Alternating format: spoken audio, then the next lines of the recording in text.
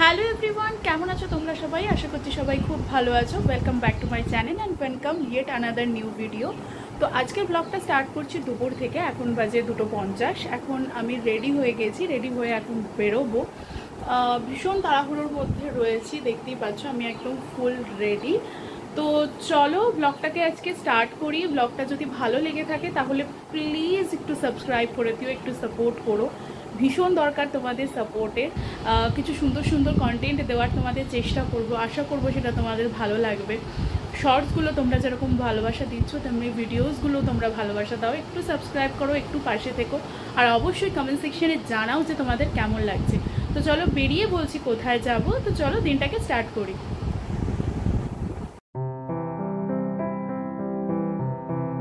তো বেরিয়ে গেছি, দুপুরে গরমের মধ্যে বেরোতে হয়েছিল। আগেই বললাম আমি 3টের সময় বেরিয়েছিলাম, তখন বিভৎস গরম। আর এখন কলকাতায় লাস্ট 2 ডেজ যা গরম পড়ছে, মানে জাস্ট ভাবার বাইরে। তো অ্যাকচুয়ালি গাড়ির কিছু সার্ভিসিংয়ের কাজ, একটু বডি রিপেয়ারিংয়ের কাজ ছিল, তো সেটাই করতে দেওয়া ছিল। আর এই গাড়ির ওয়ার্কশপগুলো না একটু ভেতর দিকে হয়। এটা টাকি রোড ধরে, আমার বাড়িটা যেহেতু বারাসাতে, তো টাকি রোড ধরে না অনেকটা ভেতর দিকে এই যে ইয়েটা মানে ওয়ার্কশপটা অনেকটাই ভেতরে। তো টোটো করে ইভেন টেগারে করেও যেতে হয়েছিল। তো আমরা একেবারে টোটো নিয়ে একেবারে ডিরেক্ট চলে যাই। তো এই রাস্তাটা ভীষণ ভালো, যেহেতু এটা অনেকটা বারাসাতের অনেকটাই ভেতর দিকে। মানে এই জায়গাটা আমি ফার্স্ট টাইম এসেছি, আমি কোনোদিন আসিনি। আকাশটা আজকে ভীষণ ভালো ছিল, মানে সেই দুর্গাপুজোর মতো আকাশ লাগছিল। দেখো তোমাদের সাথে কথা বলতে বলতে আমি আমার ডেস্টিনেশনে পৌঁছেই যাই। এইটা হচ্ছে সেই জায়গাটা যেখানে গাড়ির সমস্ত কাজ করার জন্য দেওয়া হয়েছিল। এটা অনেকটাই ভেতরে, মানে বেশ অনেকটা ভেতরে। প্রথম দিন তো গুগল লোকেশনে বার করতে আমাদের ভীষণই অসুবিধা হয়। যাই হোক, এদের কাজ খুব ভালো। আমার হাজব্যান্ডই ওর ইয়েতেই এইসব ব্যাপারে, গাড়ির ব্যাপারে আমার সেরকম খুব একটা নলেজ নেই। অবভিয়াসলি ওরই বেশি নলেজ। তো যেরকম ও তো এখন এখানে নেই, হায়দ্রাবাদে রয়েছে, তো আমি এইসব দিকগুলো এখন টেক কেয়ার করছি ওর বিহাফে। তো যাই হোক, চলো ভেতরে যাওয়া যাক এবং দেখা যাক গাড়িটার কীরকম কাজ হলো। বিকজ ওটা দেখার জন্য আমি সবথেকে বেশি, আমার হাজব্যান্ড হায়দ্রাবাদ থেকে খুব টেনশনে রয়েছে। বিকজ ওর এটা মানে গাড়ি বলতে ওর প্রথম ভালোবাসা। আমি অনেক পরে আসি ওর লাইফে, তো গাড়ি ওর কাছে সবার আগে। স্পেশালি ওর বাইক আর ওর গাড়ি, মানে ও গাড়ি আর বাইক লাভার। ছেলেরা বোধহয় এরকমই হয়, ওরা গাড়ি বাইক লাভারই হয়। আমরা যেরকম মেয়েরা জামা কাপড়, ব্যাগ, জুয়েলারি এই সমস্ত ভালোবাসি, ওদের কাছে এগুলোই শখ। Watch, sunglasses. তো এই হচ্ছে গাড়ি যা কাজ ছিল আর কি, দেওয়া হয়েছিল। কিছু বডি রিপেয়ারিংয়ের, ডেন্টিংয়ের কাজ ছিল, তো সেগুলো জাস্ট সুন্দর করেই করেছে। একটু চেক করে নিচ্ছিলাম যে কী সমস্ত করেছে কিনা। তো চলো সমস্ত ফর্মালিটিস ডান করে, যা যা আছে ডান করে গাড়িতে উঠে তোমাদের সাথে কথা হচ্ছে। তো চলো সমস্ত ফর্মালিটিস ডান করে গাড়িতে উঠে গেছি। অনেকটা টাইম লেগেছিলো অ্যাকচুয়ালি। আমরা 1 আওয়ার মতো ওখানে বসেই ছিলাম। ওদের গাড়িটা ক্লিনিংয়ের কাজ করলো, বা যা যা ফর্মালিটিস আরও বাকি ছিল সে সমস্ত করে অনেকটাই টাইম লেগে গেল।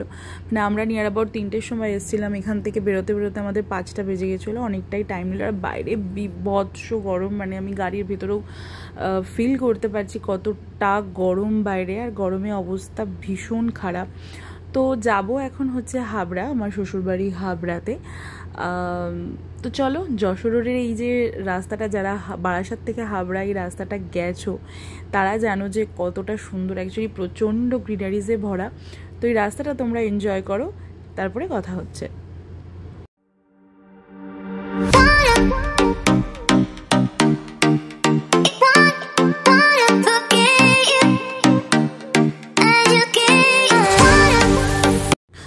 তো তোমাদের সাথে একটা ভীষণ নস্টালজিক স্টোরি শেয়ার করার জন্য আমি আবার চলে এলাম। তো এই যে মাঠটা যেটা ক্রস করলো, এই যে জায়গাটা, এটা অশোকনগর এরিয়ার মধ্যেই পড়ে। তো ছোটোবেলায় না, যখন আমার মামাবাড়ি অ্যাকচুয়ালি হাবড়াতে, ইভেন আমার মাসি বাড়িও হাবড়ায়। তো হাবড়া এই জায়গাটার সাথে ছোটোবেলা থেকে আমার একটা টান রয়েছে। আমার মার কলেজ হাবড়াতে। তো এই মাঠটা যখন ছোটোবেলায় তো বাসে উঠতাম আর দিদুন বাড়ি যাওয়ার জন্য ভীষণ এক্সাইটেড থাকতাম। তো যখন এটা আসতো না, তখন আমার মনে হতো কি যে চলে এসেছে হাবড়া। মানে বারাসাত থেকে বাসে উঠে কতক্ষণে আমি হাবড়া পৌঁছবো, দিদুনের সাথে দেখা করব, গল্প করব, দিদুনের আচার, এই সমস্ত কিছু। তো যতবারই আমি যাই এই জায়গাটা দিকে আর ওই মাঠটাকে দিকে, এখন তো অনেক কিছু চেঞ্জ হয়ে গেছে, তো যতবারই আমি যাই না কেন ততবারই আমার এই কথাটা মনে পড়ে যে ছোটোবেলাটায় কত, মানে এই মাঠটা দেখলেই আমি আনন্দ হয়ে যেতাম, মাকে বলতাম মা দেখো এই মাঠটা এসে গেছে, তার মানে হাবড়া এসে গেছে। ওই মাঠটা ছিল আমার একটা মানে পয়েন্ট, যেটাকে আমাকে সিগনিফাই করতো যে হ্যাঁ তাহলে এই হাবড়া এসে গেছে, এবার আমি হাবড়ায় ঢুকে গেছি। তো এই ছোটো ছোটো জিনিসগুলো হাবড়ার সাথে ছোটোবেলাকার স্মৃতি, বিশেষ করে আমার দিদুনের স্মৃতি সবটাই জড়িয়ে আছে। হাবড়ার এই রাস্তাটা আমার ভীষণ ভালো লাগে, ছোটোবেলা থেকে এতবার যাওয়া আসা করেছি। আরেকটা জিনিস তোমাদের দেখাই, এইটা হচ্ছে আমার, এটা তো হাবড়া বিডিও অফিস, এইটা হচ্ছে আমার মার কলেজ, শ্রী চৈতন্য কলেজ, এটা আমার মার কলেজ। তো এই জায়গাটাই ভীষণ আমাকে অ্যাট্রাক্ট করে। এই জায়গাগুলো ছোটোবেলায় মা আমাকে চেনাতে চেনাতে নিয়ে যেত, তো সেখানেই আজকে ডেস্টিনি একেই বলে, এটাই সেখানেও আমার শ্বশুর বাড়ি।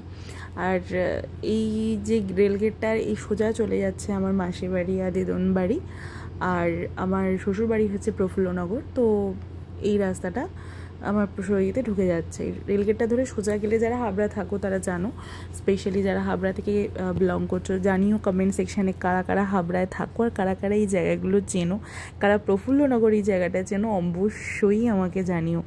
তো চলো যাওয়া যাক শ্বশুর বাড়িতে, তারপরে গিয়ে ওখানে গিয়ে কথা হচ্ছে।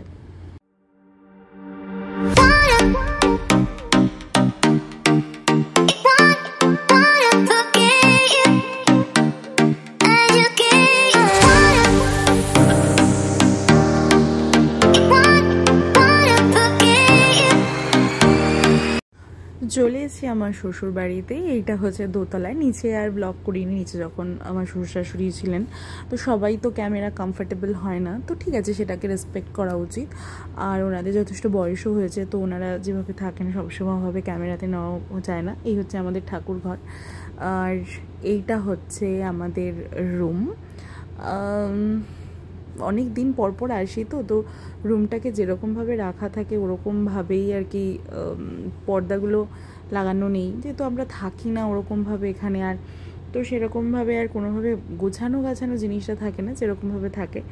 তো চলো এখানে রুমটার টুকটাক জিনিসপত্র তোমাদের সাথে শেয়ার করি, একটা রুম ট্যুর বলতে পারো। তো এখানে একটা এরকম একটা টেবিল আছে, এখানে যা জিনিসপত্র রয়েছে সবটাই আমার হাজব্যান্ডের বার্থডে গিফট। এই স্কেচটা একজন ওকে গিফট করেছিল, ওটা বাদ দিয়ে, ওটা ওর হোটেলের একজন, আমার হাজব্যান্ড একজন শেফ, তো সেই জন্য ওটা একজন স্কেচ করে ওকে গিফট করেছিল, দ্যাটস এটা ফ্রেম করে রাখা হয়েছে, ভীষণ স্পেশাল একটা জিনিস। আর এই জিনিসটাও, এইগুলো আমাদের সমস্ত মেমোরিজ, ডে 1 থেকে আমাদের বিয়ে অবধি জার্নি সমস্ত মেমোরিজ একটা ইয়ে করে রাখা, যেটা ক্রিয়েট করে দিয়েছিলাম ওকে। এইখানটা একটা ছোট্ট শোকেস মতো রয়েছে, যেখানটায় সমস্ত কিছু সাজিয়ে রাখাই ছিল আগে থেকে, আমি টুকটাক কিছু চেঞ্জেস করেছি। এখানে একটা ইন্টারেস্টিং জিনিস তোমাদের সাথে শেয়ার করি, দাঁড়াও এটা খুলে নিয়ে তোমাদেরকে দেখাচ্ছি। উপর সেকশনটায় দেখবে যেখানে এইখানটাতে আমি না, এটা আমার বিয়ের গাছ কৌটো, উপরে যেটা রূপোর সিঁদুরদানিটা দেখছো ওটা আমার বিয়ের, আর ওইখানে আমার এই তত্ত্বের জিনিসপত্র ছিল, যেটাকে আমি একটা ওই কি বলবো, বউয়ের সমস্ত সিঁদুর, আলতা, টোপর, একটা বিয়ের সমস্ত সিগনিফিকেন্ট করার চেষ্টা করেছিলাম। অ্যাকচুয়ালি সেরকমভাবে জায়গা নেই বলে ওখানটাই ক্রিয়েট করেছি। এই সাইডটা আমার টুকটাক জিনিসপত্র, এটা টোটালি আমার হাজব্যান্ডের ঘড়ির সাইড।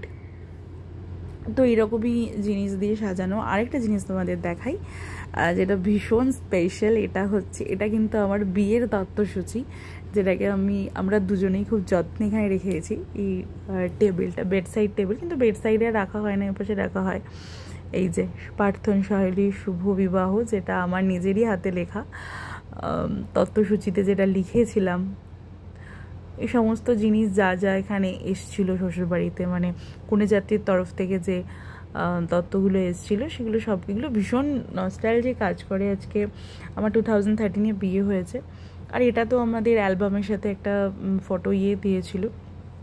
এই জিনিসটাও ভীষণ স্পেশাল। এটা যখন বিয়ে করে আসার পরে আমার মিকিকে আমি খুব মিস করতাম, ওর জন্য ভীষণ মন খারাপ হতো, তাই আমার হাজব্যান্ড এটা আমাকে এনে দিয়েছিল যাতে আমি এটা নিয়ে শুয়ে থাকতাম সবসময়, যাতে আমি মিকিকে মিস না করে। আর এই হচ্ছে আমি প্রচণ্ড বিধ্বস্ত একজন মানুষ, গরমে একদম ঘেমে নেই হয়ে গেছে। তো চলো আগে ফ্রেশন আপ হই। ফ্রেশ হওয়ার আগে আরেকটা জিনিস তোমাদের দেখায়, ভীষণ ইম্পর্টেন্ট। আমি সমস্ত কিছু যত্নে রেখেছি। এই যে এখানে দাঁড়াও, ফোকাস নিচ্ছে না, এই যে এখানে ডলগুলো দেখছো না, এটা কিন্তু আমার বিয়ে স্ন্যাক্সে ইয়েতে এসেছিলো। একটা আমার শাশুড়ি মা মাম্মাম ভীষণ পালস খেতে পছন্দ করে বলে একটা পালসের ডল করা হয়েছিল, আর একটা যেরকম চকলেটসের হয় এটাও আমাকে হাজব্যান্ড কিনে দিয়েছিল। এবং সমস্ত টেডিগুলোই যা ও যে সময় গিফট করেছিল সেগুলো সবটাই টুকটাক করে সাজিয়ে রাখা। তো এই জিনিসগুলো না ভীষণ মানে বিয়ে রিলেটেড সমস্ত কিছু। আর এটা আর আমার মাসি শাশুড়ি এক ছেলে, ও ভীষণ ভালো হাতের কাজ করে, তো এটা শাড়িতে বা কিছু একটা তত্ত্বে করে দিয়েছিল, তো সেটাকেও যত্নে রেখে দিয়েছি।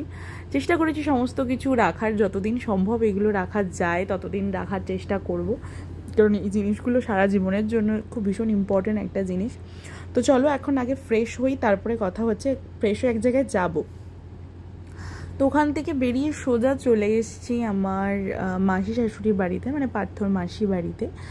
তো আজকে হচ্ছে এখানে নারায়ণ পুজো আর হচ্ছে বাড়ির পুজো, তো সেই জন্যই আরও আসা। তো এখানে আমি প্রচণ্ড গরমে একটু ছাদে ঘোরাঘুরি করছিলাম। ওখান থেকে বেরিয়ে রেডি হয়ে আর ব্লগ করতে পারিনি, কারণ বুঝতেই পারছো সবার সাথে আসি তো সবাই কমফর্টেবল হয় না। তো আমি ফাঁকা টাইম বুঝে তাই ছাদে এসে, আর প্রচণ্ড গরম, দেখতেই পাচ্ছ চোখ মুখের অবস্থা, পাগল হয়ে যাচ্ছি যে জাস্ট গরমেই। মাসির এই ছাদ বাগানটা খুব ভালো করে সুন্দর করে সাজিয়েছে, তাই এখানে একটু ঘোরাঘুরি করছিলাম। আর তোমাদের সাথে আমার লুকটাও শেয়ার করিনি, গরমে আর কি লুক শেয়ার করব। তো চলো পুজো স্টার্ট হবে, তো পুজোর ওখানে যাওয়া যাক।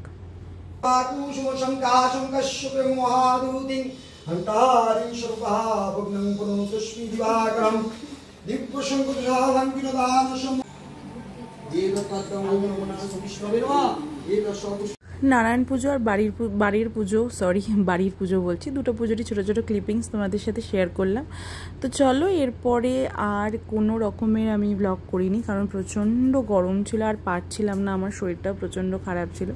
তো ওখান থেকে সমস্ত প্রসাদ নিয়ে বাড়ি চলে আসি, মানে শ্বশুর বাড়িতে চলে আসি। তারপরে এই একটু ফুচকা খাওয়ার ইচ্ছে হয়, তো সেই জন্য একটু ফুচকা নিতে আসি, বেসিক্যালি চাটনি ফুচকা। কারা কারা প্রফুল্লনগর থেকে ব্লগ দেখো আমার সেটা জানিও, বিশেষ করে হাবড়া থেকে। হাবড়ায় প্রফুল্লনগরে এই ফুচকাটা, মানে অডিটোরিয়ামের সামনে ফুচকাটা ফেমাস, যারা ওখানে থাকো তারা জানো। মানে হাবড়ার ফুচকাতে না ভীষণ খুব চাট টাইপের ফুচকা, মানে পেঁয়াজ দেয়, সমস্ত ঝুরি ভাজা, মানে দেখতেও যেরকম টেম্পটিং হয় খেতেও ততটাই টেম্পটিং, মানে পুরো চাটের ফিলিংস দিয়ে দেবে। আমাদের এখানকে কোনো পেঁয়াজ দেয় না, ইভেন ফুচকাগুলো ওরকম চাট টাইপের, চাট আলাদা করে হয়, বাট ওই ফুচকাগুলো না ইটসেলফ চাটের মতো। তো এটা আমার শ্বশুরবাড়ি থেকে একদম হাঁটা পথে, তাই আমি চট করে আমার আর আমার শ্বশুরমশাইয়ের জন্য একটু ফুচকা নিয়ে বাড়ি চলে যাই। গল্প করতে করতে কখন আজকের দিনটা যে ফুরিয়ে গেল বুঝতেই পারলাম না। আজকে একটা ভীষণ টায়ারিং একটা ডে ছিল, কারণ ভীষণ গরম পড়েছে। তো জানিও আজকের ব্লগটা কেমন লাগলো। আজকের ব্লগটা যদি তোমাদের ভালো লেগে থাকে please like share and subscribe করো, অ্যান্ড কমেন্ট সেকশানে জানিও আমার ব্লগগুলো তোমাদের কেমন লাগছে। তোমরা জানালে ভীষণ ভালো লাগে, গল্প করলেও ভীষণ ভালো লাগে। তো একটু জানিও, একটু সাপোর্ট করো, পাশে থেকো। দেখা হবে নেক্সট কোনো ব্লগে খুব তাড়াতাড়ি। ততক্ষণের জন্য সবাই ভালো থেকো, টাটা।